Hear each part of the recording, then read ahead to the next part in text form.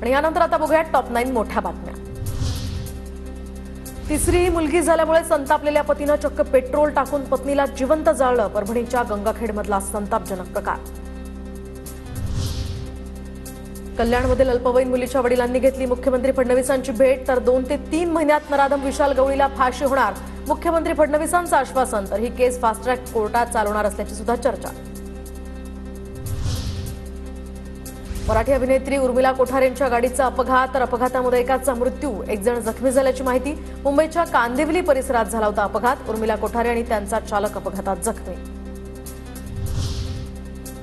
पुण्यातील राजगुरुनगरमध्ये कडकडीत बंद, 2 चिमुकल्यांवर अत्याचार आणि घटनेमुळे आता नागरिकांमध्ये संताप। सामाजिक संस्था आणि व्यापारी वर्गाकडून बंद।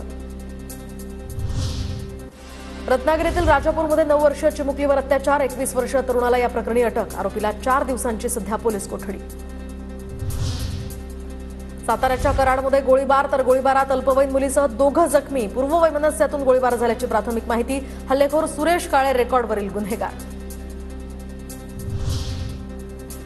नवीन वर्षाच्या स्वागतापूर्वी पुण्यामध्ये बनावट दारूचा साठा जप्त। कात्रजमधील हॉटेलमध्ये बनावट दारू जप्त, 2घांना अटक, तर राज्य उत्पादन शुल्क विभागाची कारवाई। मुंबईतील हवेचा स्तर आणखी खालावला, सरासरी हवा गुणवत्ता निर्देशांक 151 नोंदवला गेला। बोरिवली पूर्वमध्ये 151, तर मालाड पश्चिम आणि माझगावमध्ये हवा गुणवत्ता निर्देशांक हा 200 च्या पार।